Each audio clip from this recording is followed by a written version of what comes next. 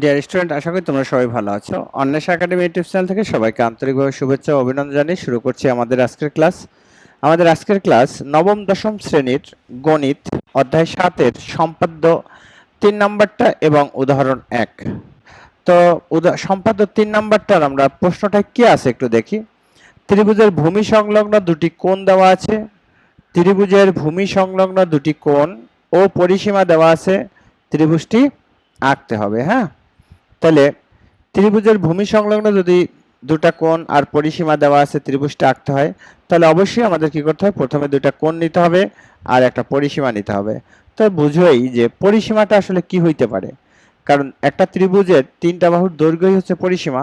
সেই ক্ষেত্রে তুমি যদি পরিসীমার এই মাপটা খুব ছোট নাও তাহলে কিন্তু হবে না।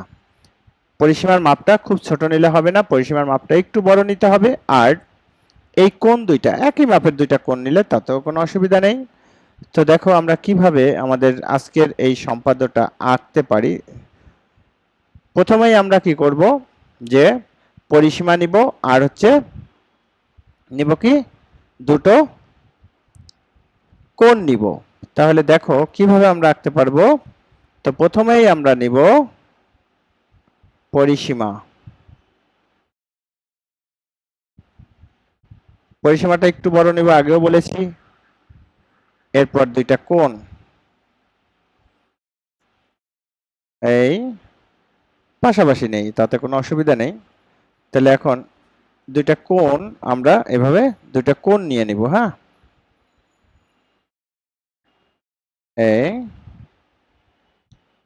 এভাবে আমরা দুইটা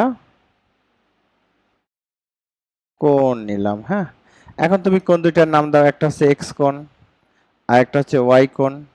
আর পরিসীমার নাম দাও পি, পরিসীমাকে পি। আমরা বইয়ের নামগুলো ব্যবহার করব। কেন বইয়ের নামগুলো ব্যবহার করব?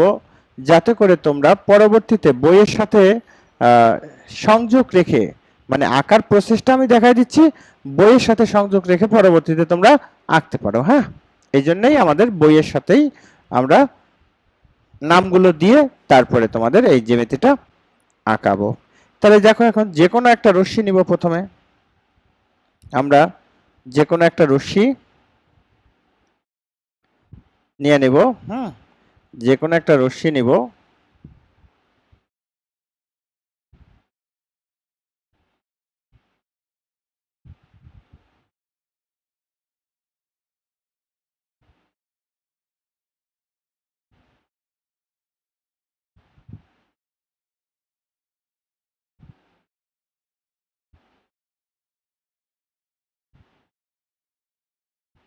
এইভাবে যে কোনো একটা রশ্মি আমরা নিলাম, ডিই।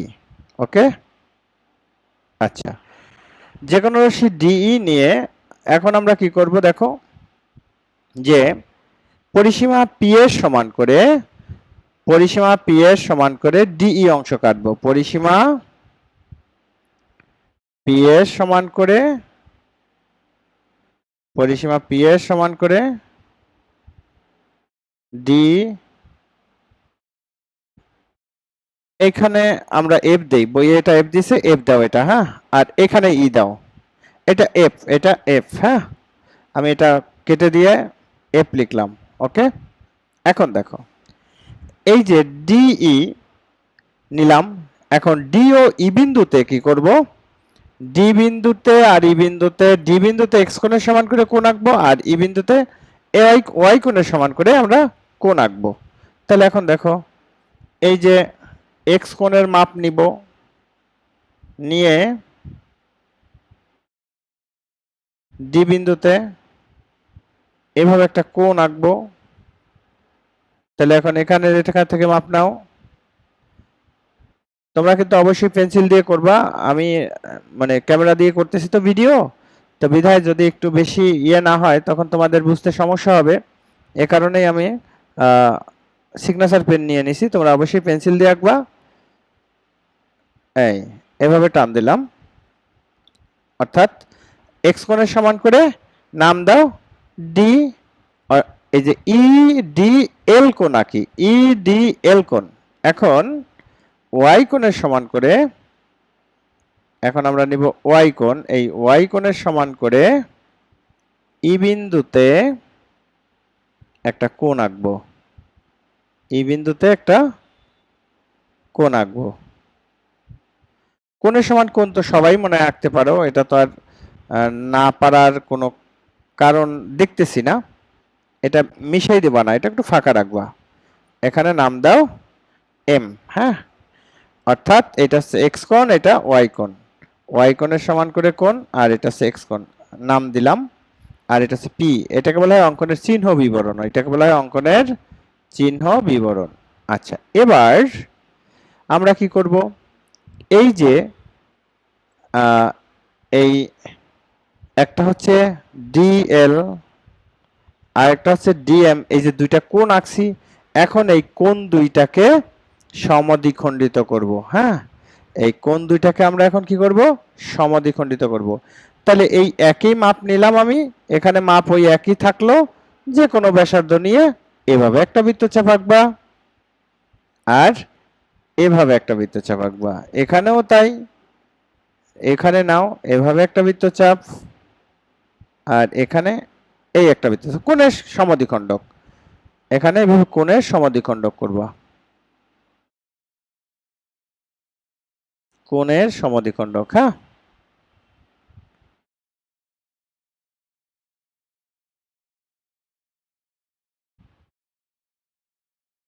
এখন দেখো, এই যে কোণের সমদ্বিখণ্ডক করলাম, একটা হচ্ছে দিলাম জি আর একটা দিলাম এইচ, এইরা পরস্পর এ বিন্দুতে ছেদ করে, এরা পরস্পর এ বিন্দুতে ছেদ করে। এখন এই এ বিন্দুতে এক্স, হাফ এক্স কোণ, অর্থাৎ এই হাফ এক্স কোণের সমান করে একটা কোণ আঁকো। তাহলে ওই একইভাবে মাপ নাও, একই মাপ নিয়ে যদি আমরা করি তাতে কোনো সমস্যা নেই এই বৃত্তচাপটা। অথবা তুমি তোমার মতো মাপ নিবা, তবে কোণের যখন ইয়ে করবা তখন অবশ্যই এই যে এখানের মাপটা যেন সঠিক থাকে, এই মাপটা যেন সঠিক হয়, কারণ আমরা হাফ এক্স কোণ নিচ্ছি, আমরা নিচ্ছি কি হাফ এক্স কোণ। তাহলে এভাবে আমি এখানে একটা বৃত্তচাপ দিলাম, এখন এটা থেকে এটা যোগ করো,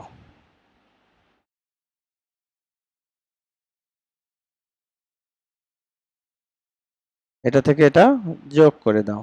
আবার এই হাফ ওয়াই কোণের সমান করে কোণ আঁকো।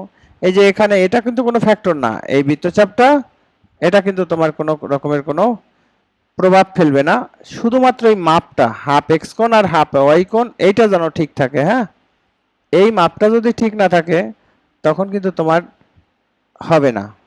এখন তুমি কি করবা, একদম এখানে এই সোজা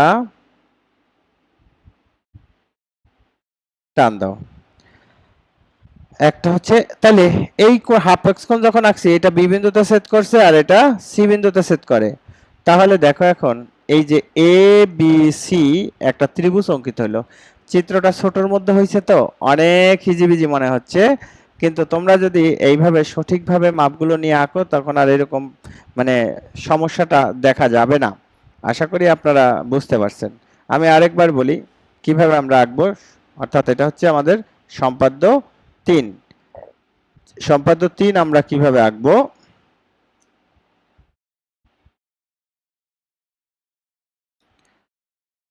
প্রথমে পরিসীমা পি নিব, দুইটা কোণ নিব, যে কোনো রশ্মি ডিএফ নেই, ডিএফ থেকে পি এর সমান করে ডি অংশ কাটি, ডি ও ই বিন্দুতে এক্স এবং ওয়াই কোণের সমান করে দুইটা কোণ আঁকবো। ডি বিন্দুতে এক্স কোণের সমান করে কোণ আঁকবো, আর ডি বিন্দুতে এক্স কোণের সমান করে কোণ, আর ই বিন্দুতে ওয়াই কোণের সমান করে কোণ আঁকবো। আচ্ছা, ই বিন্দুতে ওয়াই কোণের সমান করে আমরা কোণ আঁকবো। হ্যাঁ, এখন এই এক্স কোণকে অর্ধেক করব, সমাদ্বিখণ্ডিত করব, অর্থাৎ এই ডি কোণ এবং ই কোণটাকে আমরা সমাদ্বিখণ্ডিত করব। যে কোনো ব্যাসার্ধ নিয়ে বৃত্তচাপ আঁকা সমাদ্বিখণ্ডিত করব। এই সমাদ্বিখণ্ডক দ্বয় পরস্পর এ বিন্দুতে ছেদ করছে। এখন এ বিন্দুতে হাফ ডি এর সমান করে ডি এ বি কোণ আঁকছি, আবার এ বিন্দুতে হাফ ই কোণের সমান করে ই এ সি কোণ আঁকি। তাহলে এই এবিসি হচ্ছে উদ্দিষ্ট ত্রিভুজ অঙ্কিত হলো। তো ডিয়ার স্টুডেন্ট, এই ছিল আমাদের 3 নাম্বার সম্পাদ্য। এরপরে আমরা আঁকবো উদাহরণ 1। এই যে উদাহরণ 1 যে আমরা আঁকবো, তো উদাহরণ 1 দেখো যে অনেক পেঁচানো একটা জ্যামিতি। উদাহরণ 1 কিন্তু অনেক পেঁচানো একটা জ্যামিতি। তো সেই ক্ষেত্রে আমরা চেষ্টা করব জ্যামিতিটা মানে দেখে কেউ ভয় পাবো না, খুব সহজ পদ্ধতিতে আঁকার চেষ্টা করব। হ্যাঁ, তাহলে এখানে আমাদের কি আছে প্রশ্নে, একটি ত্রিভুজ এবিসি আঁকো যার বি কোণ 60 ডিগ্রি, সি কোণ 45 ডিগ্রি এবং পরিসীমা AB plus BC plus CA সমান সমান 11 সেন্টিমিটার। তাহলে আমরা একটা পরিসীমা নিয়ে নিব, 11 সেন্টিমিটার একটা পরিসীমা নিব। তারপরে 60 ডিগ্রি কোণ আঁকবো। 60 ডিগ্রি কোণ কিভাবে কম্পাস দিয়ে আঁকে, ওই যে বৃত্তচাপ নিয়ে কোণ আঁকবো একই মাপ নিলে 60 ডিগ্রি হবে। আর 45 ডিগ্রি আঁকতে হলে অবশ্যই আমাদের 90 ডিগ্রি এঁকে তারপরে করতে হবে। তাহলে আমরা 11 সেন্টিমিটারের একটা বাহু প্রথমে নিব। হ্যাঁ, তাহলে পি কিউ, এই বইয়ের মতো যদি নামকরণ করি, আমরা পি কিউ সমান সমান নিব হচ্ছে 11 সেন্টিমিটার। সম্পাদ্য অর্থাৎ উদাহরণ, এটা হচ্ছে উদাহরণ 1। আচ্ছা, তাহলে 11 সেন্টিমিটার মাপ নিব। একদম কাটায় কাটায় মাপ নিতে হবে, কোনো কম বেশি চলবে না। হ্যাঁ, তাহলে পি আর কিউ। এখন কি বলছে, বি কোণ 60 ডিগ্রি আর সি কোণ 45 ডিগ্রি। এখন আমরা এই যে পি এবং কিউ নিছি, এই পি কিউ এর পি ও কিউ বিন্দুতে একটা 60 ডিগ্রি কোণ আঁকবো, একটা 45 ডিগ্রি কোণ আঁকবো। তাহলে পি বিন্দুতে যদি 60 ডিগ্রি আঁকি, তাহলে এই যে যে কোনো বৃত্তচাপ নিবা তোমরা, এভাবে একটা বৃত্তচাপ নিবা, ওই একই মাপের এখানে চাপ দিবা, এটাই কিন্তু হয়ে গেল তোমার 60 ডিগ্রি। এখন এটা যোগ করো, যোগ করলে এটা 60 ডিগ্রি হয়ে যাবে। হ্যাঁ, এইভাবে টান দিলে এটা আমরা আঁকলাম একটা 60 ডিগ্রি কোণ, যার নাম হচ্ছে কিউপিএল। কিউপিএল। এখন কিউ বিন্দুতে আমাদের 45 ডিগ্রি আঁকতে হবে। এই 45 ডিগ্রি কিন্তু চাঁদা দিয়ে নিলে হবে না, এটা কিভাবে লম্বা আঁকে, লম্ব আঁকার নিয়মেই আমাদের 45 ডিগ্রি কোণ আঁকতে হবে। প্রথমে লম্বা আঁকবা, লম্বা আঁকা কোণকে সমদ্বিখণ্ডিত করবা, তাহলেই হয়ে যাবে। তারপরে এই, হ্যাঁ, এখন এইভাবে টান দাও।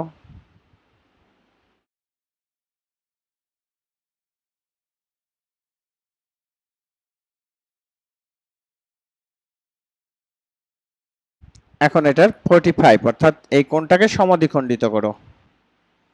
এটাকে এভাবে যে কোনো ব্যাসার্ধ নিয়ে যেটা বৃত্তচাপ আঁকো, তখন এটা 45 ডিগ্রি কোণ উৎপন্ন হবে। হ্যাঁ, এভাবে 45 ডিগ্রি কোণ এঁকে নাও।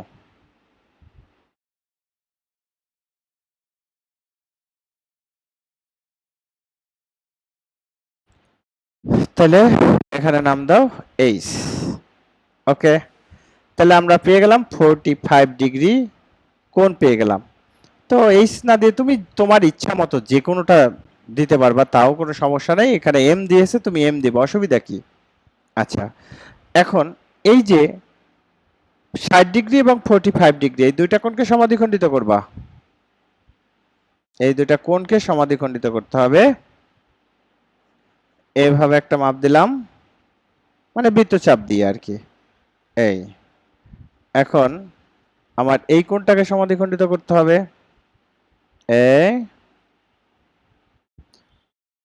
এভাবে। হ্যাঁ, তাহলে এখন সমাদ্বিখণ্ডক অর্থাৎ একটা দাও পিজি,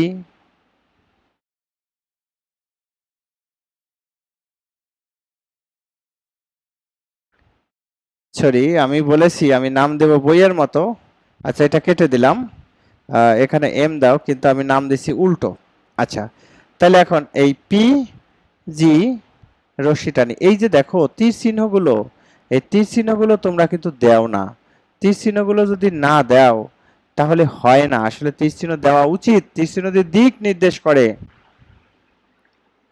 এখন এখান থেকে এই 45 ডিগ্রি, ওকে, এখানে নাম দাও এইচ।